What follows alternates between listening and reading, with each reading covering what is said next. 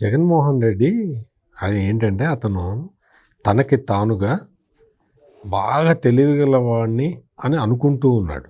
చాలా తెలివితేటలు నేను ప్రదర్శిస్తున్నాను, కూటమి ప్రభుత్వాన్ని ఇరకాటంలో పెడుతున్నాను అని అనుకుంటూ తనకి తానే అనుకుంటూ ఆ భ్రమంలో టైం పాస్ చేస్తున్నాడు అంటారు. ఆ భ్రమల్లో టైంపాస్ చేస్తూ ఉన్నాడు. ఆ భ్రమల్లో టైంపాస్ చేస్తున్నాడు అని మీరెట చెప్తారు అని మీరు అడగచ్చు.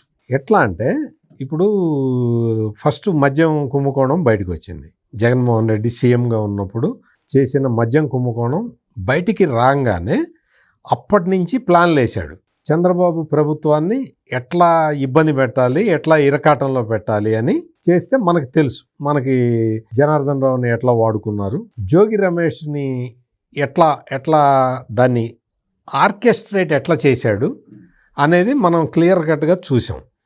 ఇప్పుడు వాళ్ళందరూ వెళ్ళి లోపల కూర్చున్నారు. ఈ ఎగ్జాంపుల్ ఎందుకు చెప్పానో మీరు ఆలోచించుకోండి. ఇది జగన్మోహన్ రెడ్డి ఓవర్ యాక్షన్. అంటే చంద్రబాబుని ఇరకాటంలో పెడదాము అన్న ఉద్దేశంలో ఈ కేసు తీసుకొచ్చాడు. లాజిక్ మర్చిపోయాడు, చిన్న లాజిక్ మర్చిపోయాడు, అడ్డంగా ఇరుక్కుపోయాడు. అడ్డంగా. ఎందుకు అంటే ఆ మద్యం కేసు చేసింది జగన్మోహన్ రెడ్డి. జగన్మోహన్ రెడ్డి చేసిన కుంభకోణం వల్ల ఆ మద్యం కేసు వచ్చింది. మరి ఇది కూడా నువ్వే చేస్తే నీ మీదకే వస్తుంది కదా.